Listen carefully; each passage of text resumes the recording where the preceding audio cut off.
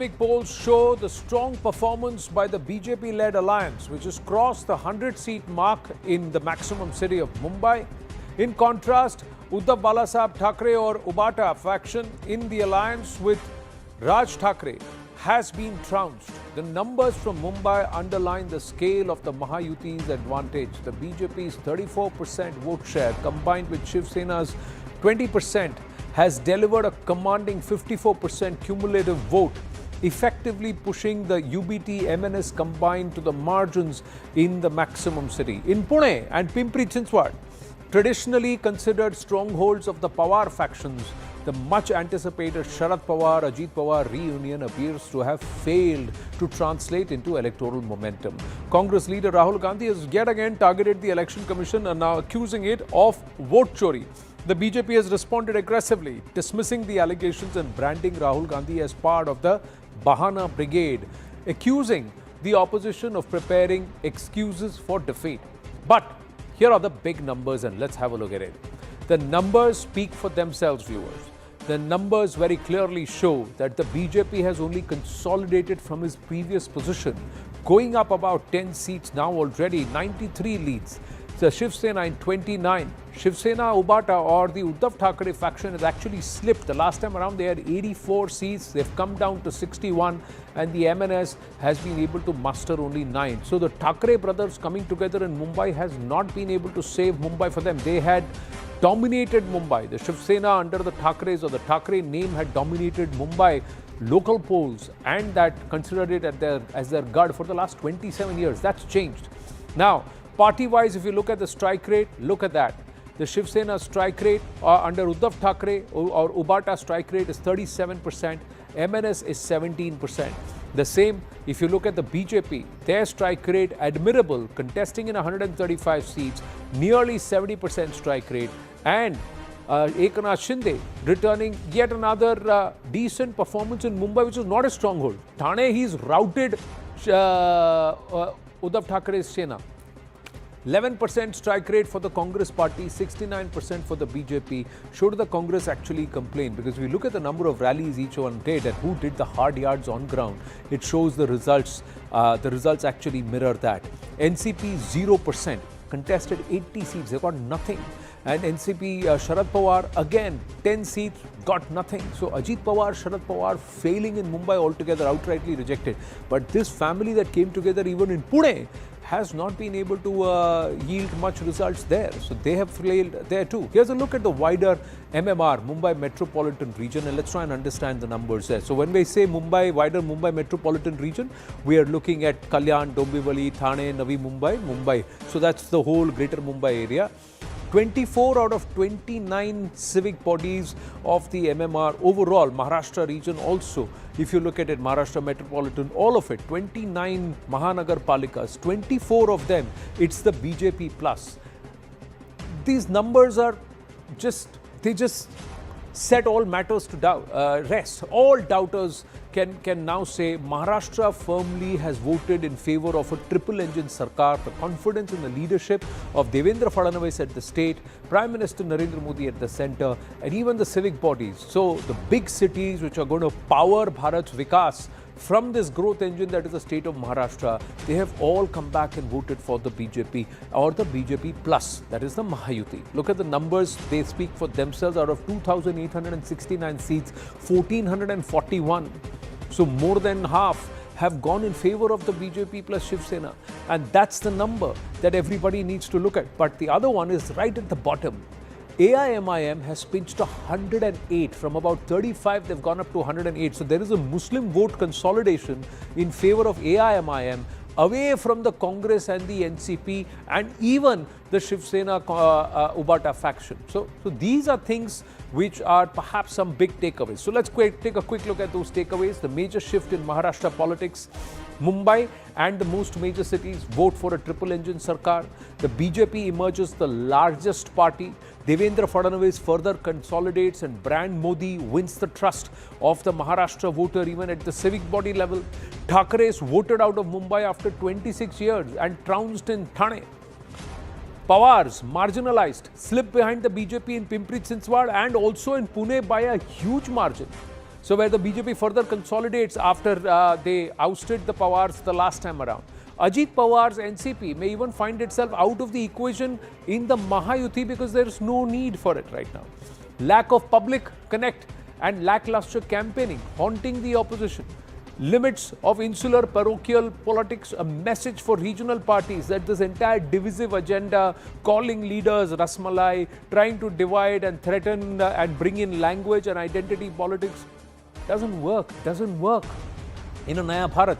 And another morale-sapping defeat for the opposition with implications for national politics too. It's the first mega victory in 2026 that buoys the NDA for tough state elections early summer and also thereafter through the course of the year. Bharat's richest municipal body serving the nation's business capital may see a big revamp and perhaps a huge thrust towards completing certain projects that would take Mumbai to the levels of some of the top international cities in the world. Mumbai's impending transformation to impact Bharat's economic credibility too. In fact, counting was held for 2,869 seats across 893 wards in 29 municipal corporations across Mumbai metropolitan region. BJP Shiv Sena won 1,441 seats. And we saw those numbers. Those numbers speak for themselves. Now, we got big news coming through. Prime Minister Narendra Modi has just tweeted and he has said, "Thank you, Maharashtra." Prime Minister Narendra Modi saying, "Thank you, Maharashtra. The dynamic people of the state have blessed the NDA's agenda of pro-people good governance. The results of various municipal corporation elections indicate the NDA's bond with the people of Maharashtra has further deepened. Our track record and vision for development have struck a chord. My gratitude to the people across Maharashtra. This is a vote to add momentum to progress and celebrate the glorious culture the state is associated with." So Prime Minister's message coming in just about 3 minutes ago, where he has very humbly and profusely thanked the people of Maharashtra for underwriting and underlining the faith that they reposed in the assembly elections, even in the civic body polls. And this is critical, viewers. This is critical, this triple engine Sarkar, to further the growth and to also push in the implementations that are required for Mumbai to be ready for the future. Mumbai to become the hub of a huge amount of economical activity, and for Maharashtra as a state to be one of the first to touch 1 trillion as an individual state itself with its output. So a 1 trillion economy, if Maharashtra is able to get, then Bharat gets closer to that magical number of 5 trillion.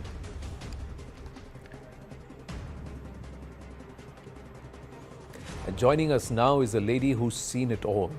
When they wrote him off, she was there as a pillar of strength. And today, as he has proved all of them wrong and further entrenched himself in the politics of Maharashtra as a tall leader, she must be proud. Let's go straight across to her, Amruta Fadnavis ji, wife of Chief Minister of Maharashtra, Shri Devendra Fadnavis. Amruta ji, namaste, Jai Hind, bahut badhai.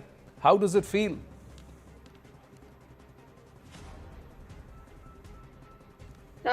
Very happy, overwhelmed, and very thankful to Modi ji for his guidance, for his vision, and the hard work put in Maharashtra by each and every Karyakarta, and also by Devendra ji and his associates, Mahayuti, because of which this stunning victory was possible. It's not just long ago when he was literally written off as a failure, as somebody who will not survive in Maharashtra politics. You were there as a pillar of strength. When you look back at that time and you look at today, what is going through your mind? I just feel that people are the real judges of who is doing what for Maharashtra.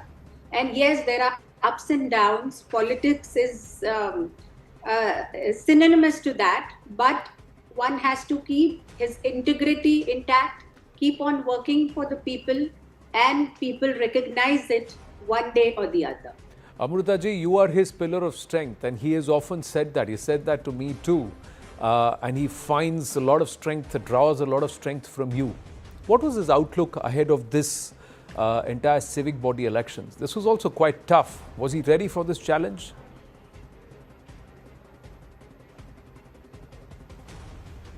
He was quite confident, and whenever I used to ask him what he felt about it, he always showcased a confident front. So, which make others, even the karyakartas and naturally me, confident that he would sweep it and Mahayuti would sweep it. And definitely, people have very well opted out of caste politics, of regional politics, and come off it and come and have voted for politics of good governance, politics of development, and the way infra has improved across various cities in Maharashtra. It's all to be seen. So it was awarded by people, rewarded by people, thankfully. Well, we see the voter ink on your left index finger. ये मिटा नहीं, because a lot of people are saying vanishing ink लगाया है.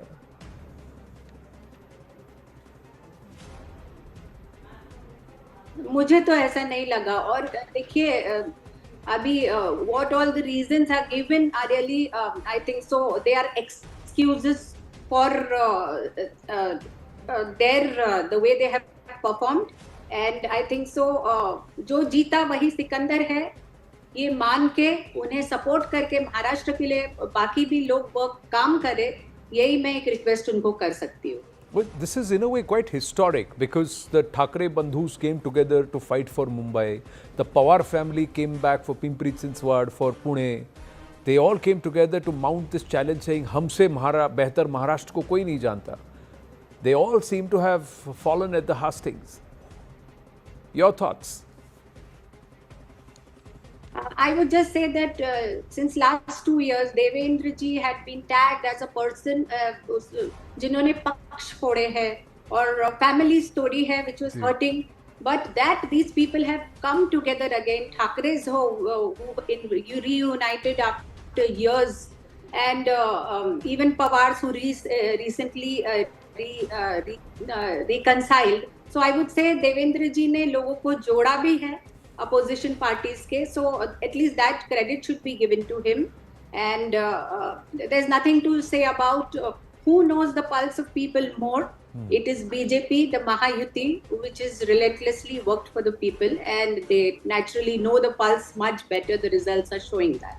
So let me ask you this. Are you a little relieved or perhaps happy, looking forward that your husband perhaps will come back home not thinking of politics tonight and spend some quality time with the family, at least tonight?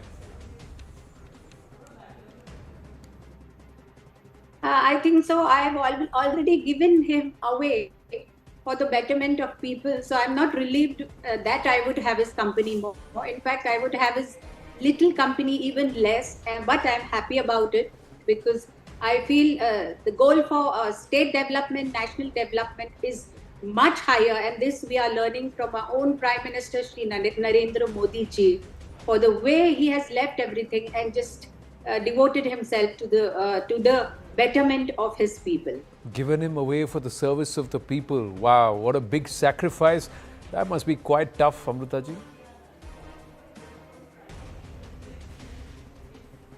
That is not easy, but if you know the mission behind it, it's not difficult also.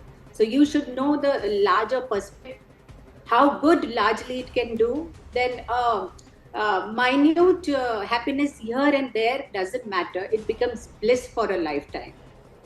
So let me ask you this question, not as the wife of a chief minister, but as a Mumbaikar. What would you like the Mahayuti to do now for Mumbai? The basic requirement for every common Mumbaikar should be taken into account, which constitutes of healthcare facilities for a common man should improve multifold, which includes education. The BMC or the corporation schools should have a drastic improvement from where it is so that it can be comparable to any good private school. It should improve the commutation time and energy of people by the way of what they are already doing, like having coastal roads or metros. This will actually improve the time of people, commutation time, and even a little impetus on jobs through manufacturing and uh, making the youth inventors of new technologies.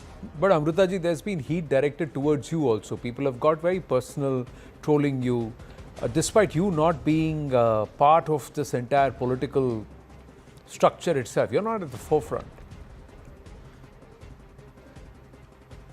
Oh, in fact, with some innocent songs released also, they troll me hard by saying that अब तो देवेंद्र जी का future गया क्योंकि आपने ये song release किया है या आपने ये कपड़े पहने हैं.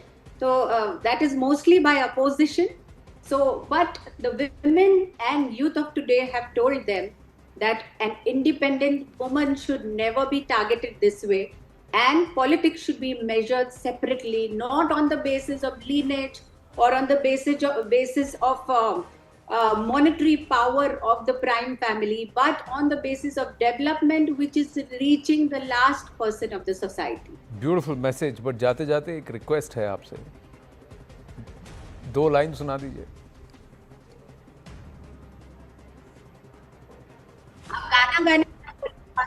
गाना गाने मत बोलिए, बाकी कुछ भी चलेगा. पर मैं तो कह रहा हूँ बिकॉज आपके मन में जो है इस वक्त खुशी, वो तो आप सुना सकती हैं. कुछ तो कहिए, कुछ तो गाइए. I am humbly requesting you. I won't risk that now because today I can't afford a trolling. आपने कब ट्रोल्स की परवाह की है? इतना बड़ा आपको रिजल्ट मिला है. संक्रांति के टाइम में इतना बढ़िया हार्वेस्ट हुआ है, विक्ट्री का, खुशियां हैं. कुछ तो आपके मन में आ रहा होगा. I would just say, I would just recite a few lines. जी प्लीज. हाँ, मुझे खुद पर यकीन है, ये कुछ ऐसा जुनून है, ये सारा जहां, ये जमी आसमां, अलग मेरा ये रंग है, मेरी खुद से ही जंग है, जीत जाओ ऐ खुदा अगर तू मेरे संग है. This is for all the party cadres and everyone in Mahayuti who's worked hard towards this day. Absolutely. What lovely words to end this conversation with. Congratulations to you, and also please do pass on good wishes to Shri Devendra Fadnavis and to the entire family on a phenomenal win and great performance. Really, he must be quite happy about this. Thank you so much. Namaste. Let's go straight across to our guest now. Dr. Anand Ranganathan is with us, Charu Pragya, spokesperson of the BJP, with us, and Sakshana Salgar, leader NCP SP, is also with us, should be joining us very soon. My namaste, Jai Hind, Vande Mataram to everybody. Dr. Ranganathan, you're from Delhi, but when you watch these Mumbai results, what comes to your mind? Rasmalai. I'm not going to count. Andla Malai, that was for you. I'm not going to count the calories tonight, and I'm sending Pongal yeah. Say, please. No, but I think congratulations to Charu and her party. Look, BJP and the Shinde faction are having Modak tonight. As usual, Congress is having Jalebi. And I think the Uddhav Thackeray faction is having Rasmalai, and Raj Thackeray as well. No, but, I think the writing has been on the wall. And if you want to look just a layer beyond, because, municipalities keep on changing their control. And this way or that, of course, even here, Charu would agree that, it's not ideal the way any political party runs the municipality, including BJP. And we've just seen the calamitous situation in Indore. We've seen the state of, many municipalities run by political parties. It's like the student wings of political parties in universities, Fact of the matter is, something needs to be done going forward. And I think if one were to look at why this is happening, because, and first of all, as a scientist, it is embarrassing to even explain about this silly excuse of Congress and the opposition on the indelible ink being removed and people voting in large numbers. Well, there is something called silver staining. So that is how you visualize proteins, and that has silver nitrate, and so does indelible ink.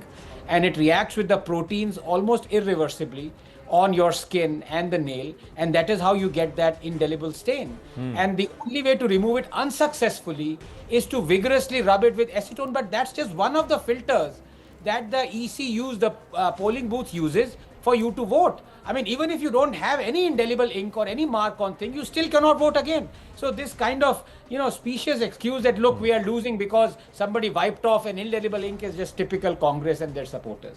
But the fact of the matter is, why is it that in town after town, state after state, people are voting not just for single engine, not just for double engine, but actually for triple engine, meaning the center, the state, and the municipality or the mayor. And I think they've realized that, look, to be honest with you, it is, and here Charu might disagree, it is a fact that the center has a bias towards opening the purse when it comes to a BJP-ruled state and a BJP-ruled city. There is no denying that fact. The second thing also important is that in the states and the cities where the BJP is not governing, the opposition also is to blame because they do not allow the central schemes to be implemented. Ayushman Bharat is a shining example in Bengal, in Jharkhand, and the people out there say, well, why are we being left out? Millions and millions of Indians are benefiting from Modi's central schemes. Right. And here, state, just on egotistical issues or whatever you may call it, is not implementing the schemes that others are benefiting from. So the people say that, look, in order for us to gain that benefit, let us have not just single or double, but a triple engine. And I think that is not good for democracy going forward. I think the ruling party and the opposition have to sit and decide what is the way forward for general welfare schemes to benefit everyone. And I think that is the reason why you need to go to a layer beyond than just the numbers out here. True. Point well taken here. Now, 203 out of 227 leads and results that are out, 105 for the BJP plus, but 67 has gone to the Shiv Sena also. So, the Thackeray combined, Raj and Uddhav Thackeray. So, the vanishing ink and vote chori, you're not able to manage in these 67 seats, or this is despite that? Charu Pragya. Good evening. Let me begin by first congratulating everyone in the Mahayuti camp. Jai Hind, Jai Maharashtra, and after nearly 3 decades, it's going to be saffron all the way in BMC in Mumbai. And this is not just a political shift today. This is a shift in our perspective. It is a shift in the way dominance of the old guard continued in the BMC. Today we are talking about accountability, we are talking about performance, we are talking about making Mumbai better, and the votes came our way because we have fulfilled all promises we made to the people of Maharashtra, including the city of Mumbai. The way the city has been transforming under the weight of the rising population, other challenges, yet when a government is wanting to be devoted to people, it manages to transform a city from the ground up. We did it in the state, now we're going to do it through the BMC, which is one of the most powerful municipal bodies. I cannot be happier, Anand. You know, I come from Maharashtra, I come from Mumbai, and this win is a structural one. It talks about how consistent ideology is always going to win over people who flip-flop both ways. You just said both the Thackeray brothers are together again today. Previously, there was a time when just the name Thackeray was always associated with our ideology. We were supposed to be ideological partners. But see the way the world has shifted. Today, all of that has changed, and the people of Maharashtra have seen through that in such a solid way. Whether it was the state elections just a year ago or today BMC elections, there's been a thumping, resounding clap on our backs, and I'm so grateful. But congratulations are in order for the victors. But Sakshana Salgarji is also with us. Sakshana ji just now was speaking with Amruta Fadnavis, and she said they all blame Devendra Fadnavis for breaking parties. But in this election, he's brought families back together. So congratulate him too there. But this coming back doesn't seem to have helped. Last time around, the NCP did well in Mumbai. Yes, you lost and you were in opposition in Pune, but the numbers were not so bad. Pimpri Chinswad, again. Your thoughts, ma'am? Good evening to all of you. I heard Amruta ji's statement for 5 minutes, but I congratulate Amruta ji that she accepted that CM Devendra ji breaks the parties. It is the universal truth. And he, on channel debate, he accepted that, yes, I come from the BJP and became the second time CM by breaking the parties. He actually admitted this. And it is on electronic media, Marathi electronic media. He told that. And his wife accepted this. This is a good thing. No, This is a good thing. one minute. Ma'am, I was listening. No, so don't interrupt. Sakshana ji, I just have one because she was speaking with me. She said he was blamed for it. she didn't say that he did it. She said he was blamed for it. So those who are But- blaming him but should also Devendraji- now also compliment him or commend him for bringing them to it. That's all she said. She didn't accept anything. So I Chief just want to Minister put that on record. Devendraji accepted on electronic media that he breaks the party and he comes in the power as the Chief Minister of Maharashtra. Please, you can check on Okay. ABP Mazar. So what you can Devendra check ji has on, done is, TV I'm just Line. talking about Amruta ji, what she said. Yeah, please go ahead. Make No, your point. I'm Please telling make the it. nation. Yes, Ji, yes. ji. So today we are having a 29 corporation elections result. But BMC election has to come completely because now 66 prabhas having voting done, 66 prabhas completed, remaining prabhas going on. Please, you can check on election commission's Maharashtra state website also.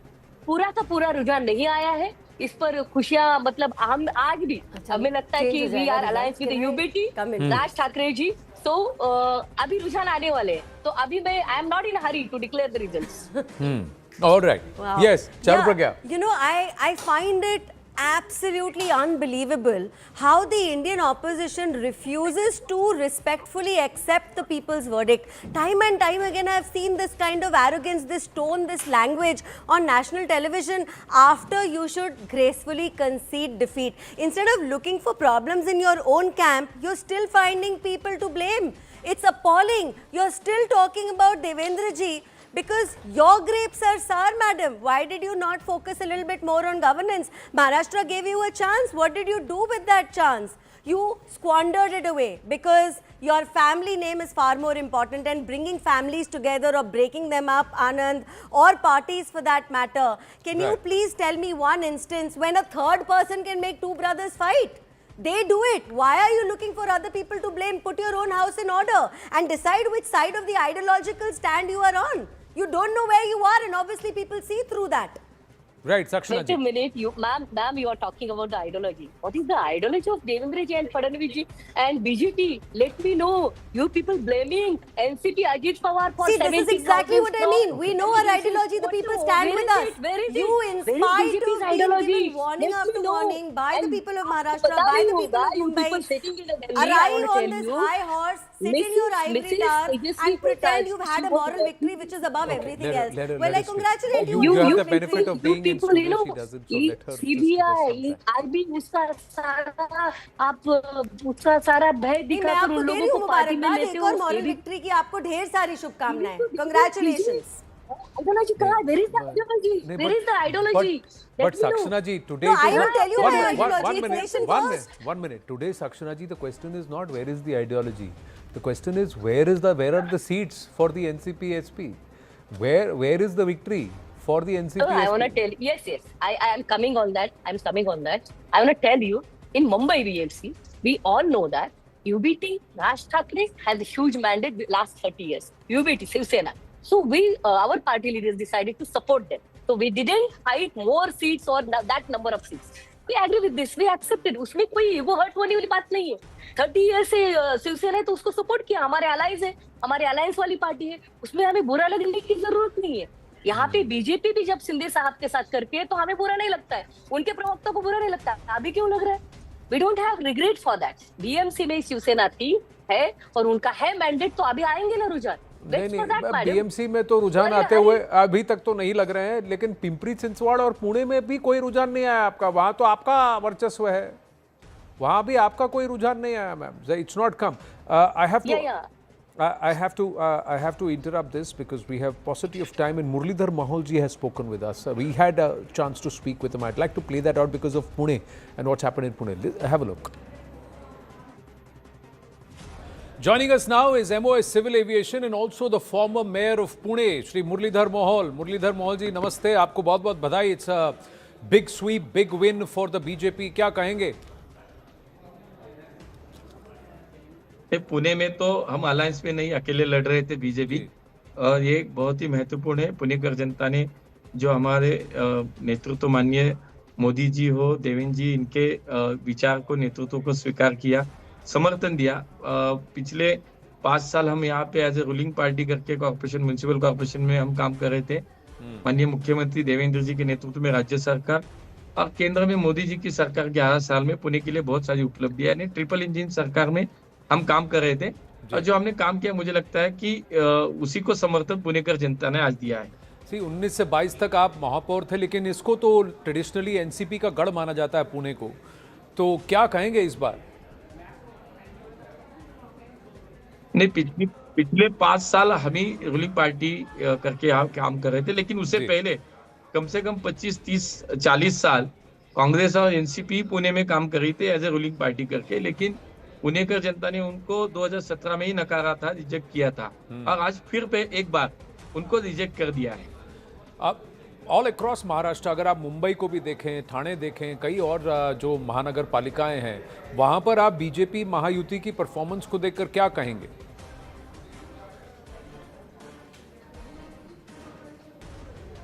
बिल्कुल, मुझे लगता है कि जैसे कि माननीय मुख्यमंत्री हमेशा कहते हैं कि हम विकास पे ही चुनाव लड़ते हैं। माननीय मोदी जी भी कहते हैं कि हमारे चुनाव का मुद्दा एक ही होता है, वो होता है विकास। और हमने पूरे महाराष्ट्र में इसी मुद्दे पे चुनाव लड़ा है। तो मुंबई, पुणे, नागपुर, पिंपरी चिंचवड, नासिक, सभी जगह पे आज आप अगर देखते हैं तो सभी जगह पे भारतीय जनता पार्टी को बड़ा समर्थन मिल रहा है लोगों से, जनता से। तो मुझे लगता है कि विकास के मुद्दे पे हमने चुनाव जो लड़ा है, लोगों को अपील हुआ है, और विकास और उस जो शहर है, जो बड़ा शहर हो, छोटा शहर हो, जहाँ पे आज इलेक्शन है, तो लोगों को ये विश्वास है कि ये हमारा शहर आगे जाके विकास और प्रगति के रास्ते पे चलना है। हमें शहर के भविष्य को अगर सुनिश्चित करना है तो माननीय मोदी जी का नेतृत्व ही चाहिए, देवेंद्र जी के नेतृत्व ही चाहिए, भारतीय जनता पार्टी चाहिए। लेकिन विपक्ष इसको फिक्स्ड मैच कह रहा है। मुरलीधर मोहोल जी, वो कह रहा है कि एक जगह जहां वोट चोरी हुआ वहीं वोटिंग इंक गायब हो रहा है। किस तरीके का चुनाव है ये? पूरा फिक्स्ड मैच है कह रहा है। ये तो हमेशा का एक, कोई भी चुनाव हो, लोकल बॉडीज की इलेक्शन हो या विधानसभा की हो या लोकसभा की है, ये तो तय है कि रिजल्ट के दिन इनका रोना शुरू ही होता है। तो मुझे लगता है कि इसको ज्यादा सीरियसली लेने की जरूरत नहीं है, क्योंकि ये होना ही था। ये पहले से इन्होंने ग्राउंड भी बना दिया था, पिछले 2-3 दिन से इन्होंने चला रहा थे वो, क्योंकि उनको पता चल रहा है कि हमारी यहाँ पे हार तो निश्चित है, तो कुछ ना कुछ तो मुद्दा चाहिए।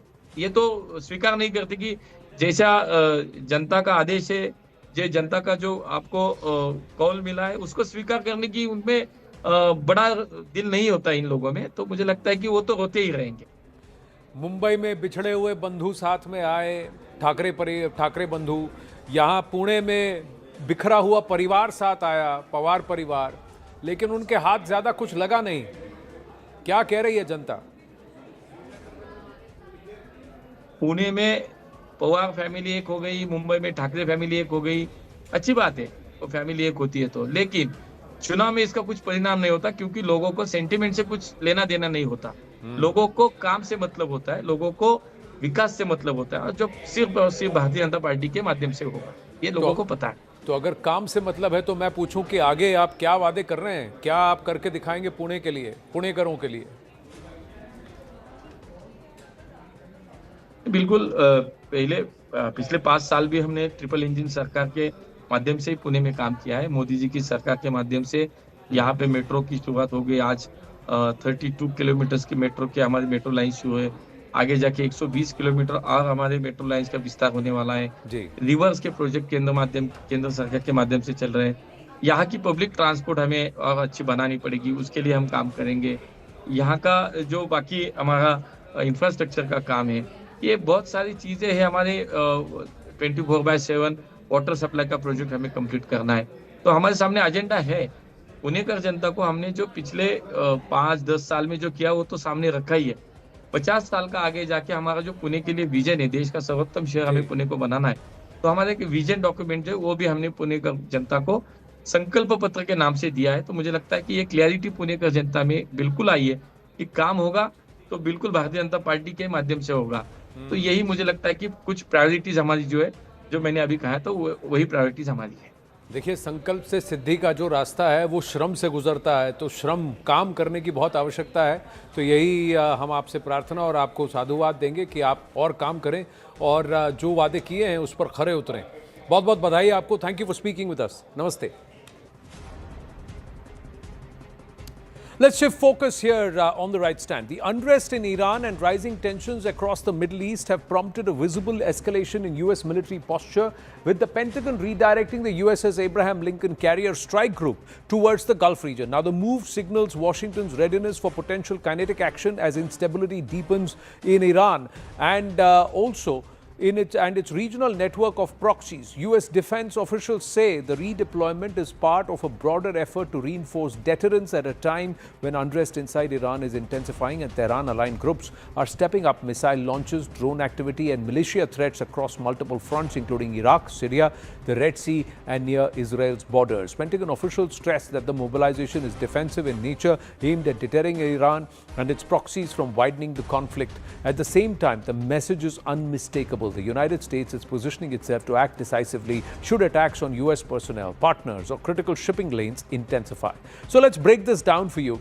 USS Abraham Lincoln aircraft and some of its escort warships are heading towards the Middle East from South China Sea, and they departed San Diego in late November 2025, and with almost no fanfare. The Department of Defense did not announce where it would be deployed. It would take about 4 days for the USS Abraham Lincoln Carrier Strike Group to transit from the Indo-Pacific to the Middle East. So this is where it is, in the South China Sea somewhere, and it's going to find its way all the way around, accompanied by 3 destroyers. Now, the Carrier Strike Group includes these 3 destroyer-class escorts and 1 cruiser, bringing the group to 4 to 5 major surface combatants in addition to the carrier. So let's decode the USS Abraham Lincoln, the aircraft carrier.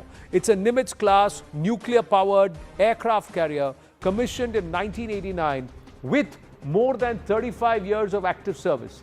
This floating fortress weighs 100,000 tons and is powered by 2 nuclear reactors, giving it virtually unlimited range and the ability to operate anywhere in the world without refueling.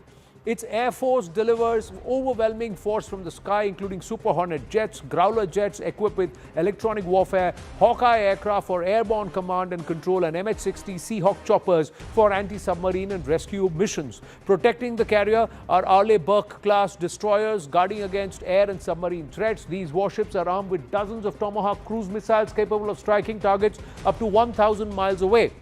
Now, the Carrier Strike Group is in addition to a significant U.S. military presence across the Middle East. In Turkey, there is the Incirlik Air Base, which hosts approximately 2,500 U.S. personnel, serving as a critical hub for air operations and regional logistics. In Iraq, about 2,000 troops remain deployed, focused on counter-terrorism missions and supporting local security forces across the border. In Syria, another 2,000 U.S. service members operate in key locations, targeting extremist threats and stabilizing contested areas. Kuwait also hosts one of the largest U.S. footprints in the region, 13,000 personnel acting as major staging ground for ground and air forces. At the Al Udeid Air Base in Qatar, there are again 13,000 U.S. troops that are positioned and is the largest American military installation in the Middle East as a home to forward headquarters and air operations across the region. In Saudi Arabia, around 3,000 U.S. personnel are stationed to assist with air defense and regional deterrence. Naval support activity in Bahrain hosts approximately 7,000 personnel serving as the headquarters of the U.S.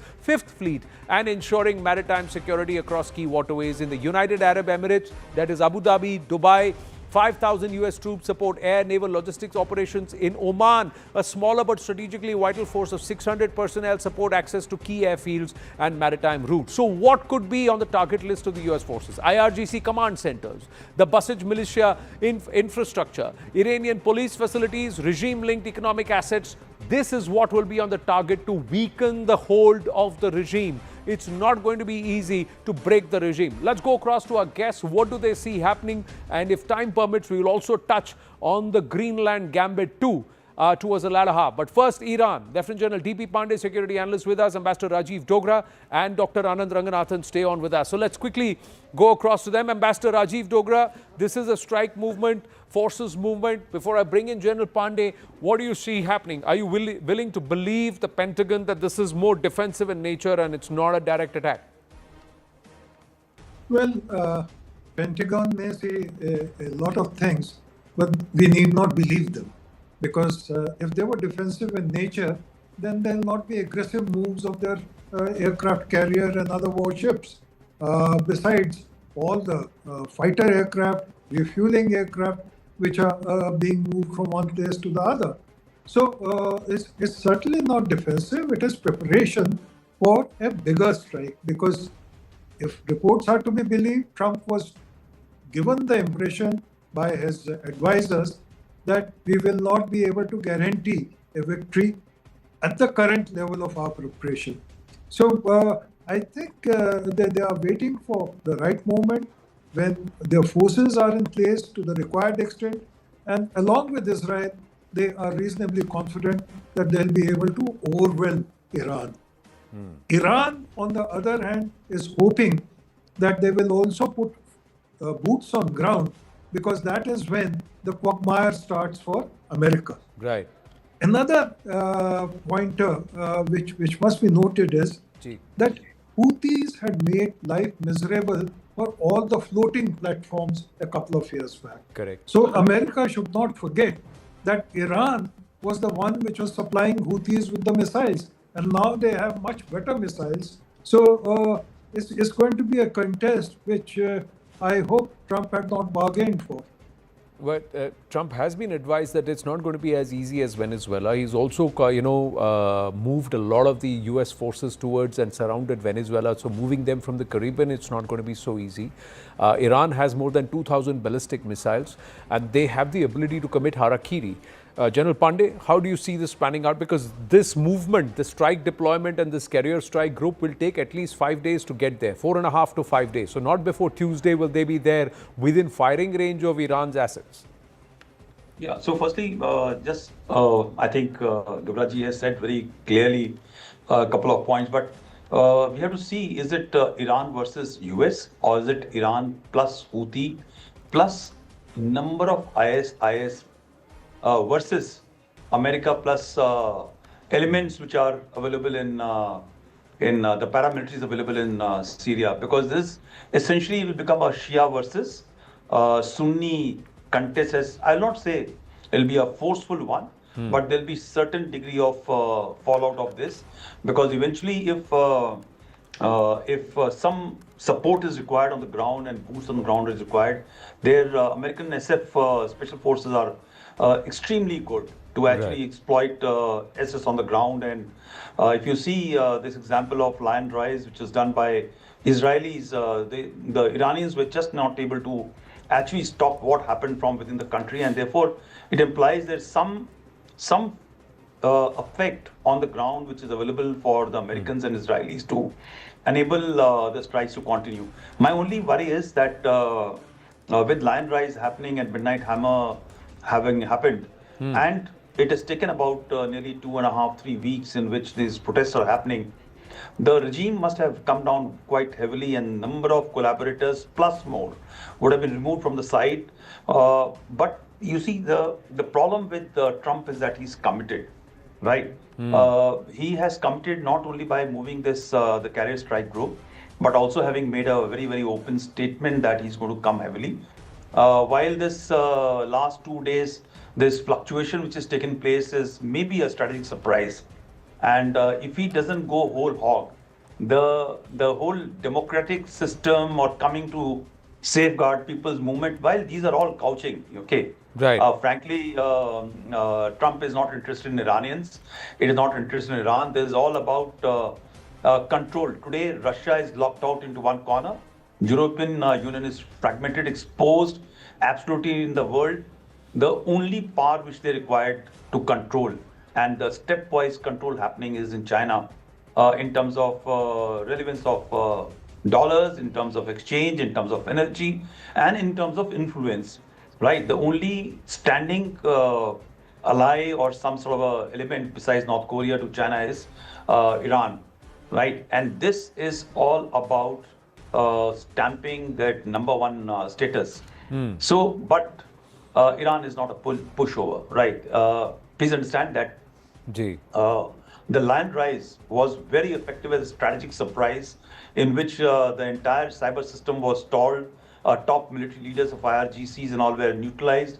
The ballistic missile systems were neutralized, but yet all the multi-layered AD system which was protecting Israel across that distance, flying over 1,500 meters, were breached by IRGC. It was a modicum of mutual pullback which took place when Midnight Hammer happened by Americans. And that also happened because Benjamin wanted that to happen, and he was really able to push.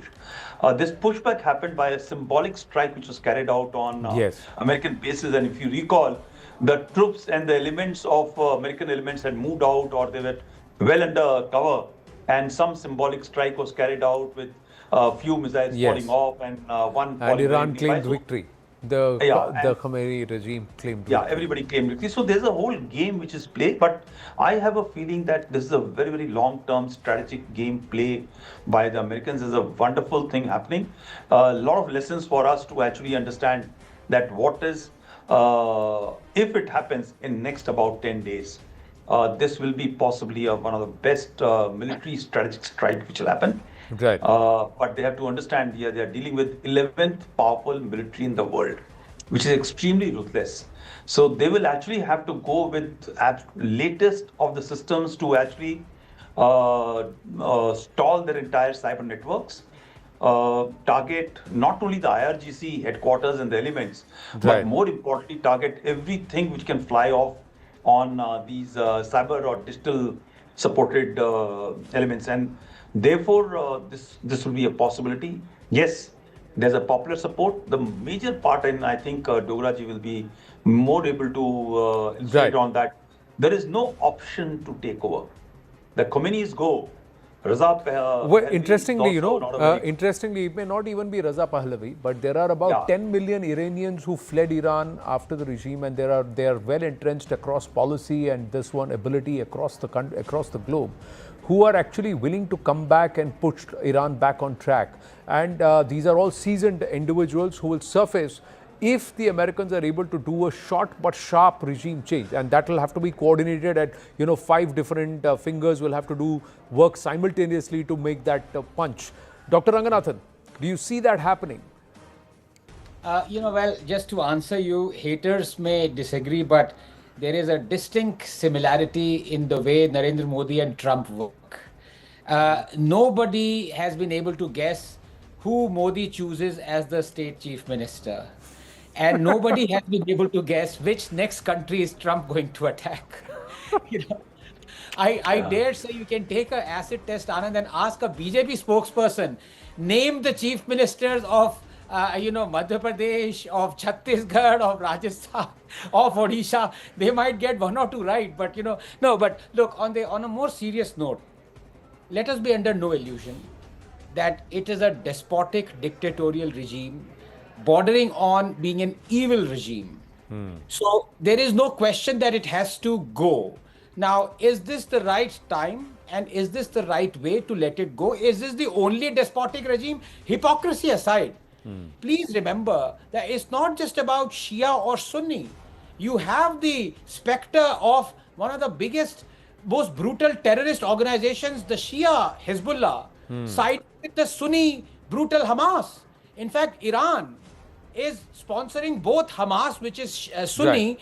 and Hezbollah. So when it comes to them identifying a common enemy, they unite. It's not Shia Sunni anymore. Now, when you try and drive a wedge between it, you immediately identify yourself as a common enemy. And I dare say, you look at Kashmir right now, and I don't know Right. how many of protesters on the street, proclaiming that down with America and basically imploring India to support the Khamenei. I don't know how many of them are Shia, how many of them Sunni, but they have found a common enemy, and that is the issue right now. Interesting. As I said, I mean, my guess is as good No, as but yours. interestingly, the Pakistanis who claim to be the this one symbols of brotherhood in the Muslim world are ready to offer their Noor Khan base for the Americans to try and strike at Iran. So that exposure is also there. But now Trump has already got a Nobel Prize, so he I won't have take to I have to pause there, gents. Just quickly bringing our viewers up to speed on Greenland. Why this is important? Because there is something brewing at that end. When Trump says he wants to take over Greenland, buy it off, conquer it, etc., it's pushed the panic buttons amongst the Danes and also members of the European fraternity. Beneath Greenland's vast ice sheet lies one of the most strategically increasingly significant mineral endowments on Earth, and that's what everybody is eyeing, viewers. Long viewed as a remote Arctic outpost, the island has emerged as a focal point in global competition over critical minerals, rare earth elements, and geopolitical influence that has increasingly drawn American attention.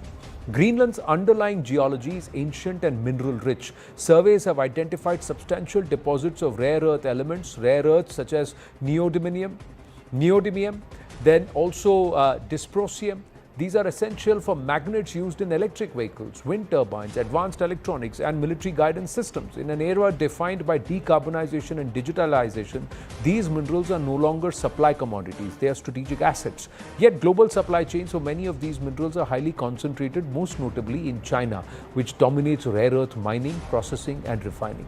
Greenland, by contrast, represents a potential alternative, a politically aligned, resource-rich territory positioned between North America and Europe, even as the island's mining sector remains in its infancy. Only a handful of mines are operational today, and large-scale rare earth production would require years of investment, infrastructure development, and regulatory approval.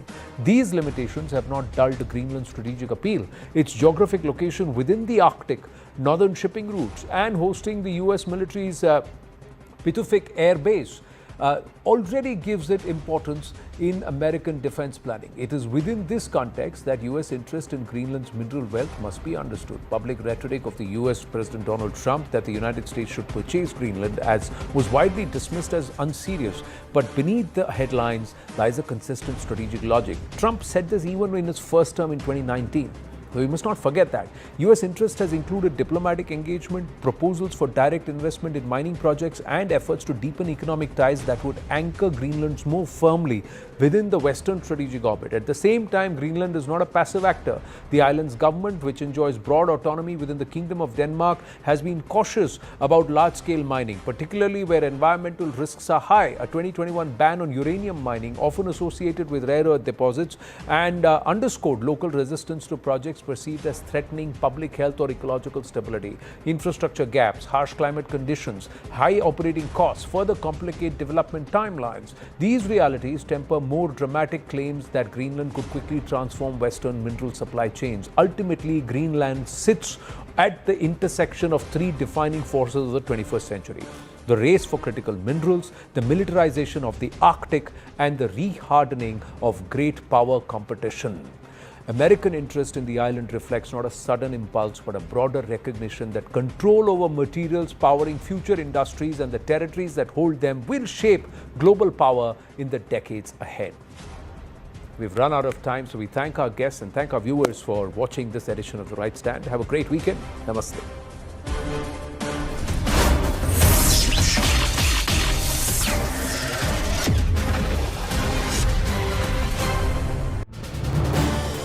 This is News 18 Network.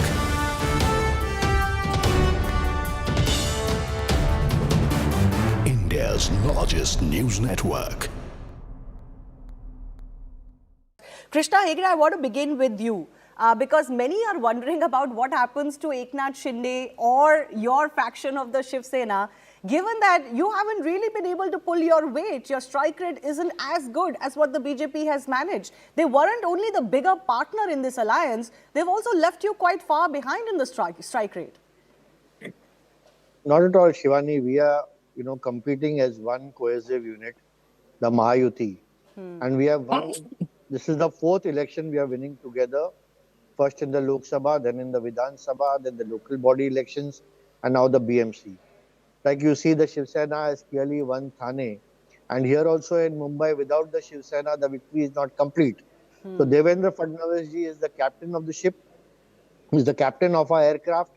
Eknath Shinde ji is the co-pilot of the aircraft. One is the captain, one is the vice captain of our team. And therefore, this team is going from strength to strength. And therefore, we cannot take credit from anybody. We have to give Devendra Fadnavis his due. The Karyakartas and leaders of Bharatiya Janata Party, their due.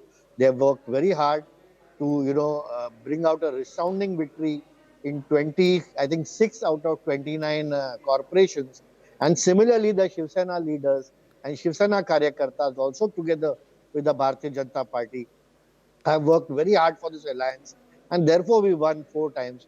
And But the you main focus concede, now, you concede that, Eknath Shinde, who was so important in the state because of that whole split with the Sena and the, and the pull that he had, now that whole pull is reducing because the BJP on its own, no, one no, would not at argue, all. can carry most of its weight, most of the alliance's weight. Not at all. See, we have, contested in lesser number of seats, and we have also won over 30 seats in Mumbai.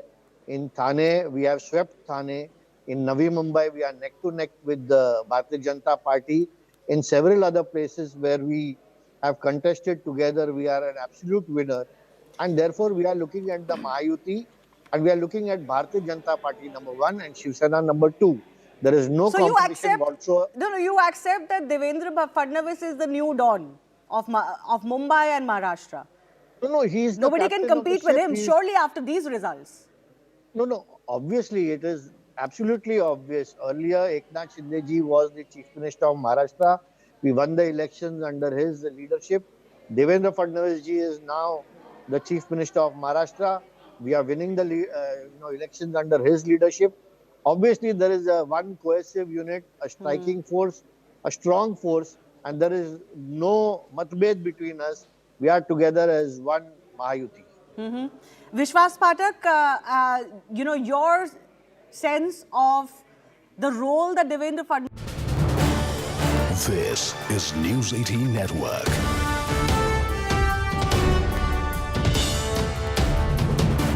India's largest news network. Joining us now is a lady who's seen it all.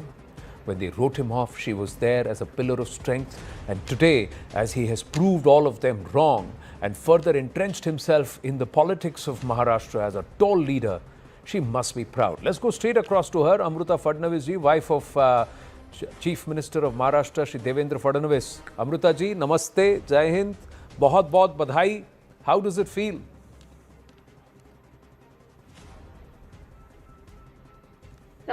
Very happy, overwhelmed, and very thankful to Modi ji for his guidance, for his vision, and the hard work put in Maharashtra by each and every Karyakarta, and also by Devendra ji and his associates, Mahayuti, because of which this stunning victory was possible.